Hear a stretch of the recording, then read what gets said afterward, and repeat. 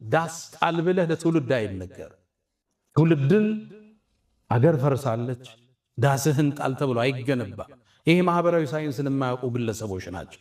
ትውልድ እንዴት እንደሚታነጽ የሊደርሺፕን ሳይንስ የማያውቁ ገጣሚዎች፣ አዝማሪዎች ናቸው የሚሉት። ብዙ ጊዜ ችግሩ ምንድነው? ታዋቂ ሰው ስትሆኑ ማህበረሰብን አትቀላቀሉ። ይሄ ፈተና ይገጥመን። እኔ ሁሌ እላለሁ ለጓደኞቼ ከእስር በፊት ያለው እኔና ከእስር በኋላ አንድ አይደለም። እስር ቤት ውስጥ ስትገባ ሁሉም ብሔር ስታገኝ ዱርዬውን፣ ባለሀብቱን፣ ኦሮሞውን፣ አማራውን፣ ጉራጌውን አብረህ ስትኖር ስትበላ የኖረኝ ስዕል ግንዛቤና ከዛ በፊት የነበረኝ አንድ አይደለም። ስትቀላቀለው ማህበረሰቡን በትክክል እቺ ምድር ታውቃታለህ፣ ኢትዮጵያን ትረዳታለህ። ኢትዮጵያ የነብዩ የኛ አደራ ነች።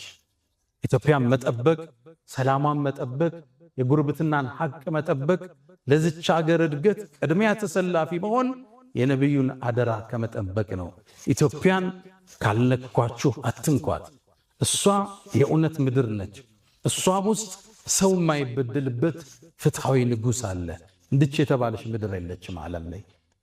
ኢትዮጵያ የነብዩ አደራ፣ የሰሃቦቹ ውርስ፣ እትብታቸውም አጸደቀላቸውም ያረፈችባት ታላቅ ምድር ኢትዮጵያ።